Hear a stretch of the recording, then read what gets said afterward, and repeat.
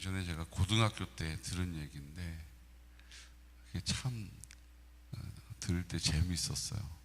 근데 늘 그게 제 마음에 이렇게 자리를 하고 있습니다. 무슨 얘기냐면 별거 아니에요. 기회는 찬스다. 기회를 영어로 뭐라고 해요? 찬스. 찬스를 한국말로 뭐라고 해석합니까? 기회. 기회는 찬스다.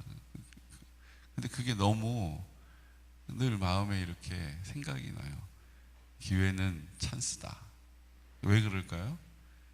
기회를 놓치지 말아야 하기 때문이에요.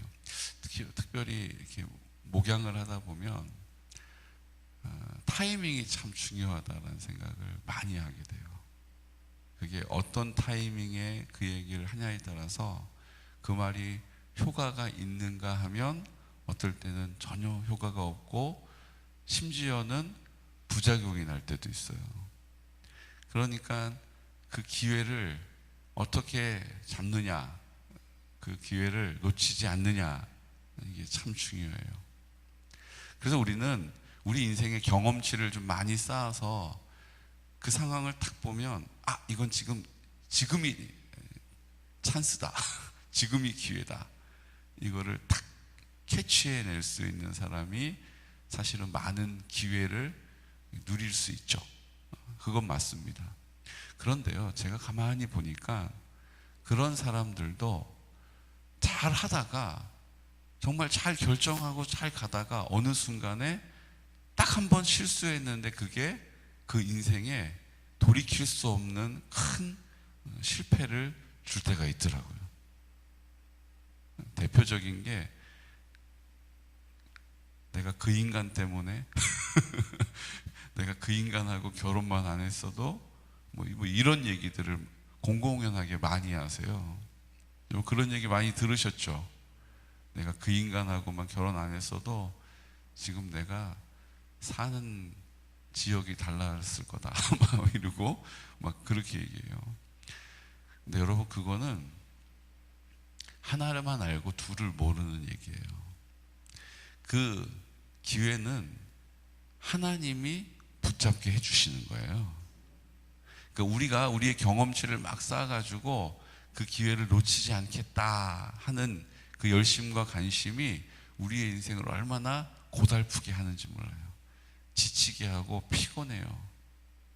언제 이게 지금 또 나한테 기회가 안 오면 안 되는데, 그리고 늘 거기에 신경을 써야 되기 때문이에요. 근데 하나님께서 하시면 어떻게 돼요? 하나님이 하시면 그 기회를 잃지 않는 사람이 되는 거예요. 그 기회를 놓치지 않도록 하나님께서 어떻게 하세요? 하나님께서 깨워주세요. 하나님께서 깨닫게 해주신다고요. 하나님께서 그 기회를 딱 붙잡게 해주시는 것입니다. 어떤 얘기인지 아시죠? 그러니까 우리가 믿음 안에서 딱 믿음으로 세워지는 때도 그래요. 그냥 되는 게 하나도 없더라고요. 다 하나님이 신실하게 하나하나 그 길을 열어주세요. 그때 우리가 그 길, 그 믿음의 자리에 서 있는 거예요. 서 있는 거예요. 대표적인 게 뭐 이런 거죠. 우리가 국내 성지 순례를 갈 때 하나님이 그 날씨를 참 정말 기이한 일로 우리를 이렇게 도와주시는 것을 경험하게 하시는 것은 그 자리에 그 하늘을 본 사람하고 그냥 그 얘기를 전해 들은 사람하고는 같을 수가 없어요. 무슨 얘기인지 아시죠? 그러니까 하나님이 이거 정말 이거 하나님이 하셨구나라는 것은 그 현장에 있는 사람과 그것을 전해 듣는 사람과 전해서 읽는 사람하고는 감동이 같을 수가 없다라는 거예요. 그래서 하나님께서 우리에게 그 기회를 딱 열어주실 때에 그 하나님, 그 기회를 열어주시는 하나님의 손을 굳게 붙잡아야 합니다. 시선을 다른 데 두지 않고 그 하나님을 뭐 해야 돼요? 주목해야 되는 거예요. 그게 다니엘 기도회죠. 지금 그게 우리가 새벽을 깨우는 일이기도 하고요, 그게 우리가 말씀을 2장씩 읽는 일이기도 하고요, 그 말씀을 붙잡고 기도하는 일이기도 합니다. 아멘? 네. 그러니까 하나님이 우리에게 때를 얻든지 못 얻든지 우리가 그 하나님의 하나님 되심을 입을 열어 인정하는 것, 이게 하나님의 나라예요. 어제 우리 임광식 성도님 상자포 사시는데 본인이 아주 올곧은 인생을 살아오셨기 때문에 뭐 교회를 가는 거 뭐 이거는 그 인생에서 이렇게 허락이 안 되는 인생을 살아오신 분이신데, 그 따님이 권사님이시고 그 따님이 아버지의 구원을 위해서 계속 이제 기도하고, 또 우리 김한성 권사님도 늘 그거를 놓고 기도 제목에 넣고 태신자로 삼고 막 기도하고 이러고 계셨던 분이신데, 몇 달 전에 세례를 받으신 거예요.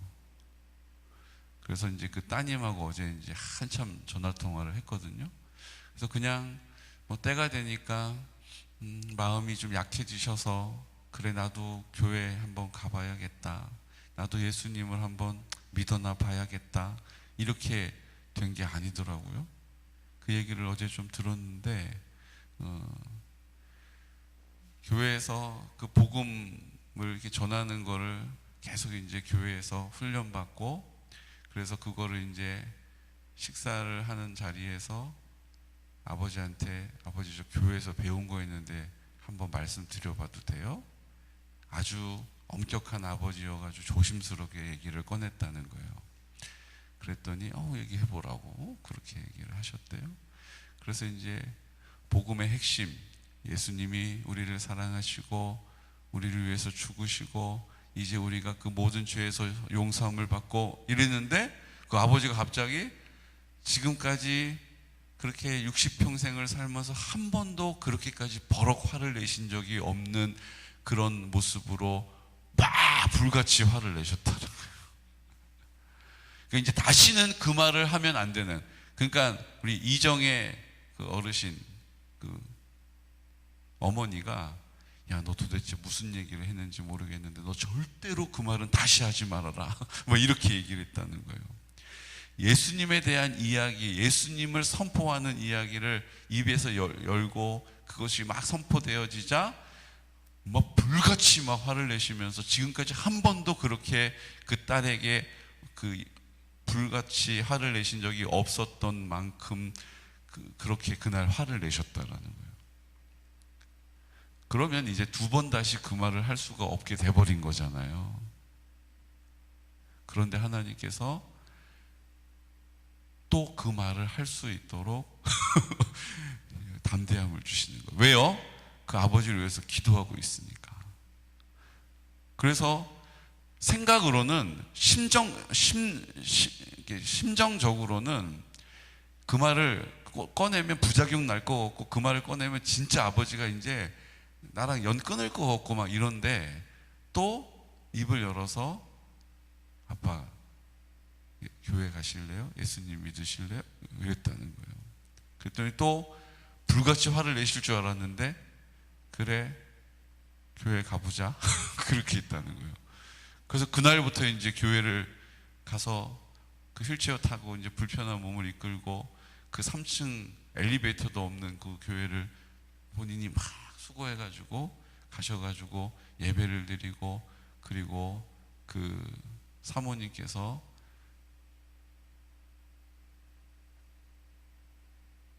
하나님께서 이 아들을 사랑하신다라는 선포를 들을 때 갑자기 눈물을 펑펑 흘리면서 그 자리에서 회개가 터져 나온 거예요.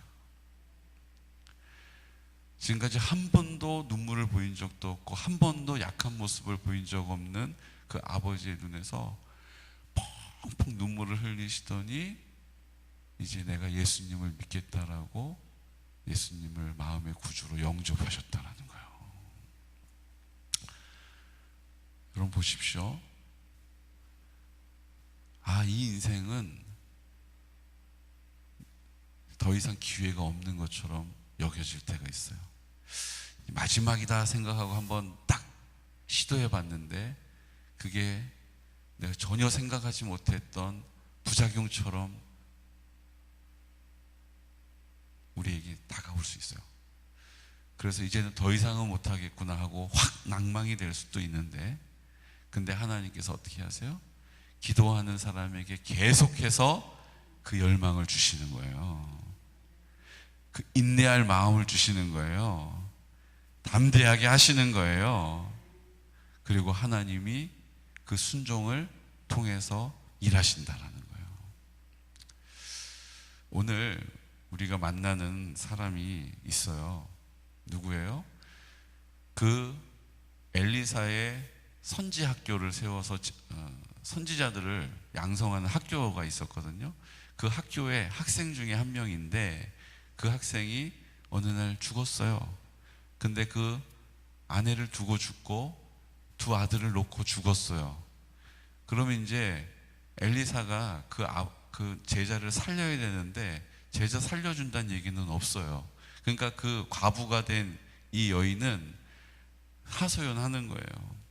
아니 도대체 하나님 믿는다고 이렇게 하더니 우리 다 버려놓고 이렇게 죽고 우리는 빚만 남았다고, 먹고 살 문제도 해결이 안 된다고, 이제 우리는 끝났다고 이렇게 얘기를 해요. 그런데 그 여인의 입에서 원망 불평이 막 쏟아져 나오는 것으로 얘기가 끝난 게 아니에요. 지금 오늘 성경에 보면 1절 말씀 보세요. 1절 함께 선포할까요? 선지자의 제자들의 아내 중에 한 여인이 엘리사에게 부르짖어 이르되 당신의 종 나의 남편이 이미 죽었는데 당신의 종이 여호와를 경외한 줄은 당신이 아시는 바니이다. 이제 빚준 사람이 와서 나의 두 아이를 데려가 그의 종을 삼고자 하나이다 하니, 이제 빚을 갚을 수가 없어서 그 아이 두 명을 빚 대신 데려가겠다라고 하는 거예요. 부르짖어서 하나님을 경외하는데 남편이 죽고 지금 남겨진 우리들도 처참한 상황에 있다라고 막 엘리사에게 따져서 물어요. 우리도 하나님 앞에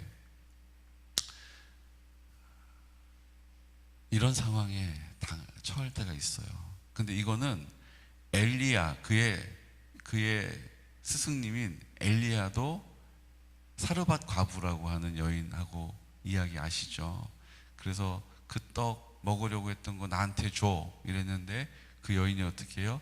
그거 만들어 가지고 엘리야에게 줍니다. 그리고 엘리야가 있는 동안에 계속해서 그 가루통하고 기름병에 기름이 그치지 않는 역사와 이적을 보죠. 그런데 그 집의 아들이 갑자기 죽게 되고 엘리야가 그 아들을 살려주게 되죠. 이 사건하고 지금 똑같은 상황이 지금 펼쳐지고 있어요. 기름 그릇을 빌려다가 그 기름 그릇을 놓고 문을 닫고 그 병에다가 기름을 부어라. 그래서 빌려온 그릇이 다 그 기름으로 채워졌어요. 그리고 그 두 아들이 그 기름병이 채워진 것으로 빚도 갚고 그것으로 먹고 사는 문제가 해결됐다. 이게 지금 엘리야에게 있었던 그 먹는 문제, 엘리야에게 있었던 하나님이 공급하시는 그 역사를 보는 거잖아요. 그리고 나서 이제 수넴 여인의 집에 수넴 여인이 그를 환대하면서 몸을 쳐서도 만들어주고 음식을 늘 대접하고 이런 좋은 사람을 만나게 하신 거예요. 근데 그에게 아이가 없네요. 근데 하나님께서 그 엘리사를 통해서 아이를 낳게 될 거다라고 말을 듣게 되고 정말로 1년이 지나서 아이를 낳게 돼요. 근데 그 아이가 어느 날 아버지한테 갔다가 머리 아프다고 하더니 어머니의 품에서 죽게 돼요. 그 아이가 죽었다는 소식을 듣고 이 수넴 여인이 어떻게 합니까? 사환 한 명과 나귀 한 마리를 남편에게 달라라고 얘기해요. 그리고 어디로 갑니까? 갈멜산 엘리사가 있는 곳을 향해서 달려갑니다. 네가 그 나귀를 몰되 쉬지 말고 그 엘리사가 있는 곳으로 가자. 급하다. 지금 내 아들이 죽었기 때문에 하나님의 사람 엘리사에게 이 문제를 알아야 된다. 이제 이렇게 된 거죠. 근데 여러분, 수넴하고 갈멜산은요, 거리가 40km 정도가 떨어져 있어요. 그러니까 40km를 쉬지 않고 달려가는 거예요. 왜요? 그 아들의 죽은 문제를 해결해야 되니까. 그러니까 이 수넴 여인이 그 안에 믿음이 있는 거예요. 어떤 믿음이요? 하나님의 사람은 해결해 준다. 하나님은 나는 할 수 없지만 하나님의 사람이 하나님의 사람의 능력으로, 그 하나님의 능력으로 해결해 줄 거다라고 하는 믿음을 붙잡은 거예요. 그러니까 아들을 잃고 그냥 좌절하고 낙심하고 내가 하나님 사람 이렇게 위해주고 아껴줬는데 결국 내 인생에 왜 이런 문제가 생겼어라고 한탄하지 않고 결정하지 않고 그 나귀를 타고 쉬지 않고 그 하나님의 사람에게로 달려가는 거예요. 어떤 사람은 남편을 잃고 그 아이들 팔려가는 상황에서 부르짖어서 하나님을 경외한 줄 알지 않습니까? 라고 탄식하면서 하나님께 그 괴로운 마음을 토해내는 사람이 있는가 하면, 어떤 사람은 나귀를 집어타고 이 문제를 해결해 보겠다라고 그 하나님의 사람에게 달려가는 사람도 여기에 있다라는 거예요. 또 어떤 사람은 그 솥에 국을 끓여가지고 먹는데 독이 들어있는 것을 거기다 알지 못하고 썰어 넣는 바람에 사람들이 다 막 죽어가는 상황 앞에서 그 엘리사가 그 문제를 하나님 앞에서 해결해 주는 것을 경험하게 됩니다. 뭔가를 했다는 얘기는 없어요. 그냥 이 음식에 독이 있다 이렇게 외친 것밖에 없는데 엘리사가 그것을 개입해서 해결해 주는 거예요. 그 아이가 죽었다라는 이야기를 들었을 때 엘리사가 그 아이에게 막대기를, 지팡이를 먼저 가지고 그 머리맡에 놔라, 그 게하시 종에게 명했으나 그 일은 아무 효염이 없는 것처럼 보였어요. 엘리사에게는 그 믿음이 있었던 거죠. 우리가 가지 않아도 이 지팡이가 가서 그 지팡이를 통해서도 하나님은 역사하신다. 내가 하지 않아도 하나님은 넉넉히 하실 수 있다. 근데 그게 일단은 효과가 없는 것처럼 보였어요. 그래서 그 스승님이신 엘리야가 그 아이의 몸에 3번 포개었던 것처럼 자기도 코와 코를 맞대고 손과 손을 맞대가지고 그렇게 그 아이를 살려내는 거죠.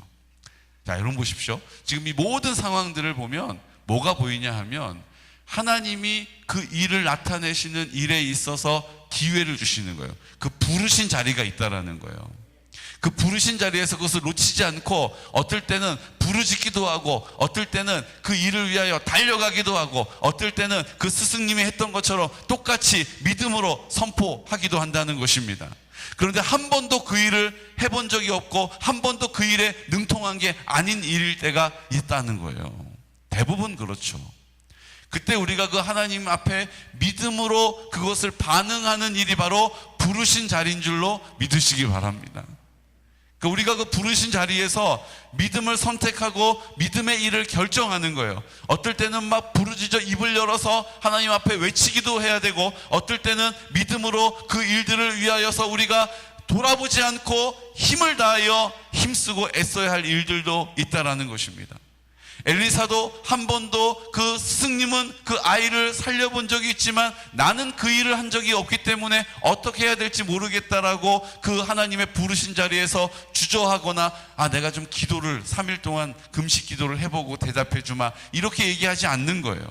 안 해본 일이지만 못한다라고 하지 않고 하나님 그 스승님이 하셨던 일을 제가 듣고 기억합니다. 저도 그 일을 할 수 있는 기회를 주신 거 감사합니다. 여러분, 저는 엘리사가 이렇게 고백했을 거라고 믿습니다. 그리고 그가 믿음의 일들을 해보는 거예요. 일단 이 지팡이를 먼저 가서 그 아이 머리맡에 대봐. 하나님은 그렇게도 역사하실 수 있지 않겠어? 해보자. 믿음으로 시도하는 모든 일들은 의미 있는 일이라는 거예요. 지팡이를 가져갔는데 아무 일도 일어나지 않고 아이는 여전히 죽어 있습니다. 그래? 왜 안 됐을까? 이거 돼야 되는데. 아니요, 엘리사에게 그런 모습이 없어요. 그냥 안 되면 그것도 하나님이 인도하시는 과정으로 알고 그가 계속 그 믿음의 길을 걸어가는 거예요. 그리고 그 아이에게 도달하고 그 아이에게 그 몸을 포개고 그 엘리야 스승님이 했던 것처럼 나도 믿음으로 그 일을 할 때 하나님이 몸을 포개기 때문에 생명을 주시고 다시 부활시켜 주신 게 아니라 그 엘리사의 믿음을 보고 응답해 주신 줄로 믿습니다. 그러니까 부르신 자리가 있다라는 거예요. 여러분, 그것이 우리의 인생 가운데 계속 하나님이 우리의 삶 가운데 부르시는 자리가 있음을 믿으시기 바랍니다. 그 부르신 자리는 믿음을 선택해야 되는 자리요, 믿음의 자리에 서야 하는 자리요, 믿음으로 입을 열어야 하는 자리요, 하나님 앞에서 감당해야 되는 자리인 줄로 믿어요. 때로는 내가 이해가 안 돼서 부르짖는 것 말고는 할 수 있는 게 없을 때 그때 부르짖는 것, 그게 그 부르신 자리에서 하나님 앞에 반응하는 거예요. 때론 내가 할 수 있는 일, 하나님 제가 기도라도 하겠습니다 그러면 기도의 자리에 나오는 게 그 부르심에 반응하는 자리라는 거예요. 한 번도 해본 적이 없지만 하나님이 허락하셨다라는 믿음을 가지고 담대하게 그 믿음의 자리에 서는 귀하고 복된 성도들 되시기를 예수 그리스도 이름으로 축복합니다. 여러분, 지금 나의 부르심의 자리는 어디입니까? 내 마음과 내 생각이, 내 판단이, 내 경험이, 느낌과 감정이 이건 내가 너무 어렵다, 너무 힘들다, 잘 모르겠다. 여러분, 그 자리가 바로 하나님 앞에 믿음으로 그 자리를 지키고 믿음으로 그 입술을 열고 믿음으로 그 자리에서 하나님을 향해야 하는 자리임을 믿으시기 바랍니다. 자신이 없어요? 경험이 없어요? 어떻게 해야 될지 모르겠어요? 여러분, 그때 주님 앞에 입을 여는 것입니다. 하나님, 내 길을 인도해 주십시오. 내 마음과 생각을 주님께 반납합니다. 그것을 쪼개 주십시오. 주님이 내 마음 가운데 생명의 근원이심을 믿음으로 선포합니다. 성령님, 나를 인도해 주십시오.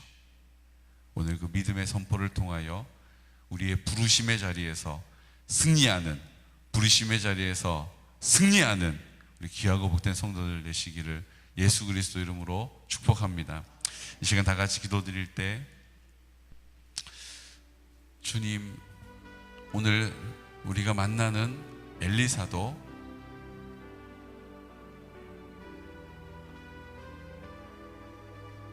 그 선지 학교의 제자의 아내도 수넴 여인도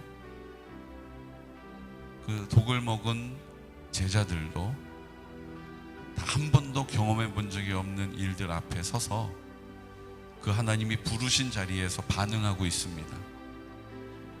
하나님은 그 부르신 자리에서 믿음으로 반응하는 사람을 오늘도 찾고 계십니다. 오늘 제가 그 부르신 자리에서 믿음으로 반응하게 해주십시오.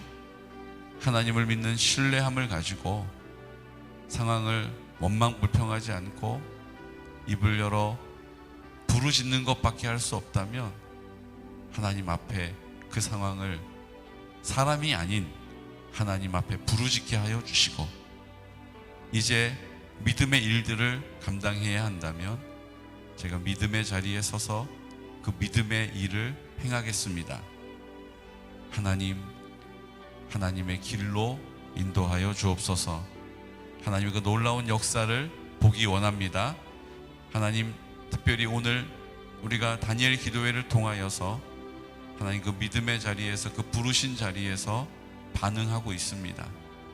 하나님, 그렇지 못한 우리 지체들에게도 같은 은혜를 부어주시고 모든 여건과 환경 가운데 동일한 은혜를 우리 지체들 공동체가 경험할 수 있도록 은혜 베풀어 주옵소서. 우리가 이 일을 위하여 하나님 동일한 은혜와 능력으로 우리 공동체 가운데 충만하게 해달라고 이 시간 나사렛 예수 그리스도 이름으로 선포하면서 기도드리겠습니다. 주여, 주여, 주여.